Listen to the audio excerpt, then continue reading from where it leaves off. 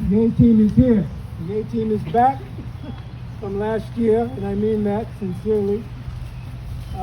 Without us, the country is in real trouble. I like this. Oh, yes. Okay. I'm a former singer, so I have to put a spotlight back a little bit. This is a day of commemoration, celebration, and struggle. To remind us that the role of the black veteran, which has been consistent over time from the Revolutionary War to the Civil War to World War I and II, and the struggles of that operation in Vietnam, which claimed more black lives than all of these wars I just mentioned put together. We should understand that struggle is inevitable in a country which is as divided as we are today. Struggle in the eyes of those of us who have been at this for some time is about keeping our eyes on the prize. The prize is freedom. The prize is an equitable system of economics, politics, family relations. The prize should be taken seriously and should be pursued by any means necessary. I use that phraseology with respect to one of the American heroes of our time, Haj Malik Shabazz, who you may know as Malcolm X. By any means necessary does not necessarily mean the kind of violence that some associated with that particular gentleman. His genius was that he was able to take very complicated ideas and present them in a way that was scrutable to the commonweal, so that the struggle that he talked about, we can break down into three different areas. The struggle that takes place when you hold something in your hand, or hold someone in your hand, or hold an issue with your hands, and you physically try to deal with it. And then there's the struggle where you speak out against it, which is the kind of struggle we're involved with right now, here in this place. And the last idea of struggle is that you protest it deeply in your heart. The issue of hearts is critical. It's your hearts that bring you here today, that brought some of you here last year, bring you here again next year, and in between. The struggle is never ending. I mentioned the Civil War and I mentioned the Revolutionary War. It's interesting, I think you may be too, what happened to those veterans when they came back from the war. It's understandable that in the Revolutionary War, that those 7 individuals who have been mentioned as heroes who are African Americans found it difficult to pursue their lives. We know that veterans returning from the Civil War were met with the repositioning and reintroduction of slavery, through Jim Crow, through laws that forbade black people the rights to vote. We know that at the end of the First World War, in 1819, blacks endured the Red Summer, a series of violent massacres, culminating with one that we all know about, I'm sure by now, in 1821 in Thompson. There were more than 50 such incidents of black veterans who became the vanguard of the pushback against racism, who fought in places in Europe against fascism, only to come home and find that they had to fight that same fight in their home country. So I think that, again, when we think about this idea of commemorating and celebrating and the joyful aspect of having the opportunity, the blessing, to look back at the ancestral bridges that link these ideas, these epics, these situations, these wars, these attempts at peace, the attempts of black people, and not black people alone, black people and their white and brown allies, who over time have shared the same dream of freedom, of power with a heart, not the power of the clan, the bastardization of the heart, bastardization and the perversion of love, but rather the genuine love that I felt here last year and I feel here today. It's palpable, it's visible, it's critical. The American ship upstate has been floating on very troubled waters from its inception. This experiment in democracy is floating along with it. And we have maniacs trying to punch holes in the floor of that ship to send us all down, even though they know and should know that that is just another perverted form of suicide. You are the 18th. Look at us. Black, white, brown, Native American, comprising generations of struggle. Struggle that continues because the struggle has not been responded to in any meaningful way. The schools in this country are more segregated than they were in 1950, before Brown versus the Board of Education. The economic situation we find ourselves in, where I have struggled to ask my students, do you know why Long Meadow looks like Long Meadow, and Springfield in the North End and the Hill looks like it looks? Do you think that that's an accident? Do you think that it's normal, that it's regular, that it's to be tolerated? Or do you want to understand and try to figure out how it got to be that way and to correct it? Oppression is taught. We don't come into this world hating anyone. We come into this world with innocence. We're very carefully taught over a period of years how to hate one another.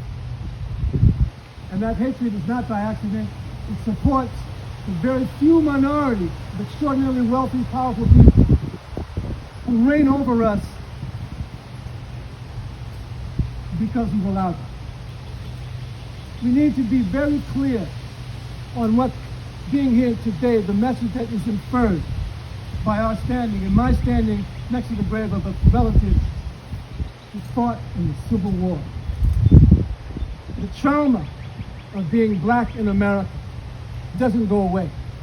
Professor or not, it doesn't go away. The trauma of being a victim of white supremacy, that victimization goes both ways. Both the one who practices it and the one on the receiving end. We're all sick because we can't learn how to love each other.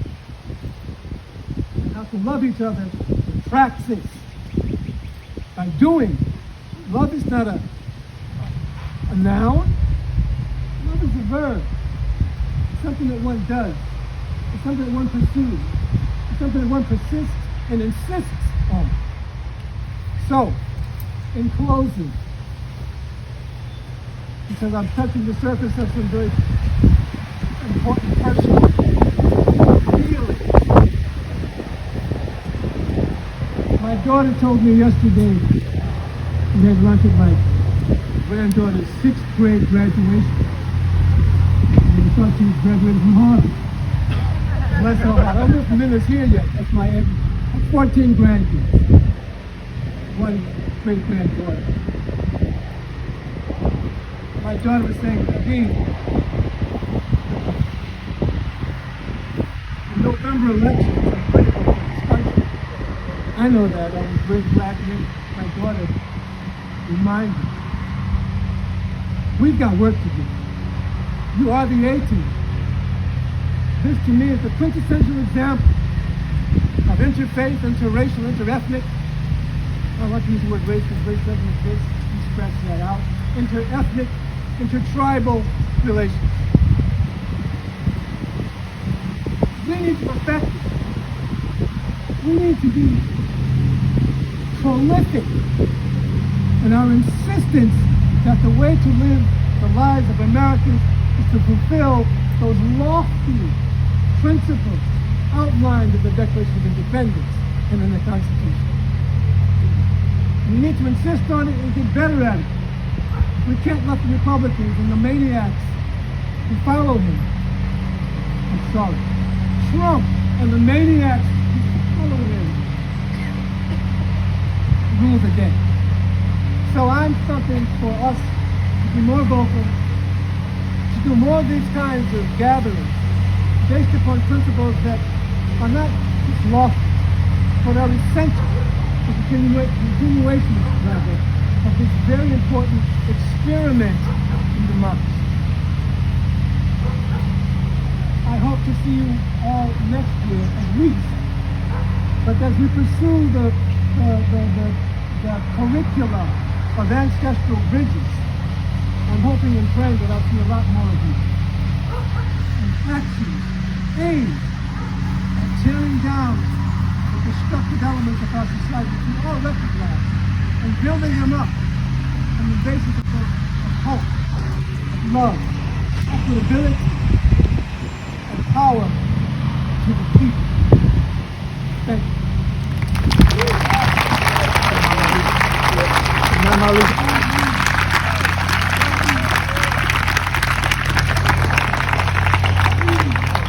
Great, thank you for those moving remarks.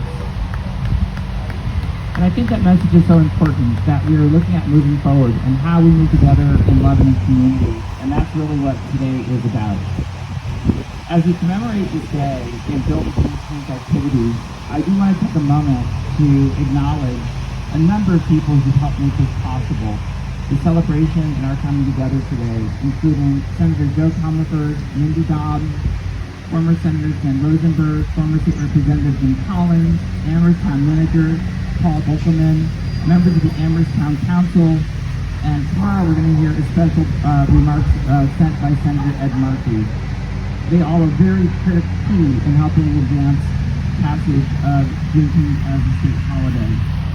I also want to thank many of the sponsors that helped today happen: Town of Amherst, Press Program, People's Bank, University of Massachusetts Amherst, again, State Representative Mindy Dobbs, the African American Reparations Assembly of Amherst.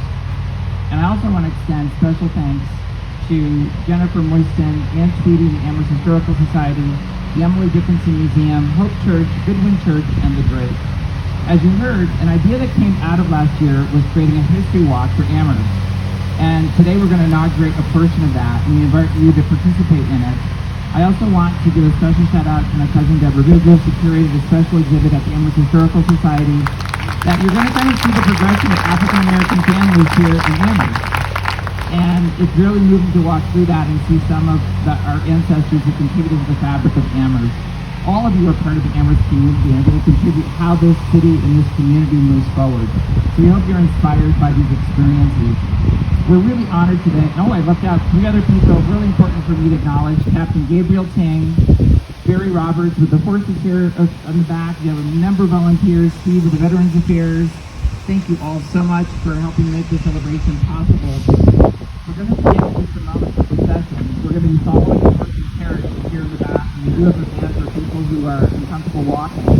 But we're going to be going from here to the Amherst Historical Society. Emily Dickinson House, I'm sorry. Some of you may or may not know the Emily Dickinson House has been going through a major renovation restoration. It's about to reopen. And we're going to have special comments at the house and talk about their experiences during this time in Amherst history.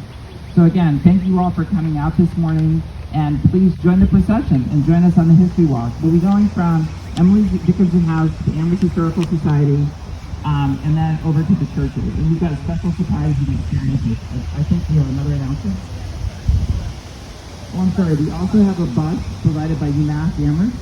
So anyone who would not like the bus, we will have a bus on a route so that you can take the bus to these different locations. So there's the van, for people who really need some extra help, and then there's a bus at the church. Or Triangle Street, if you'd like to take a bus.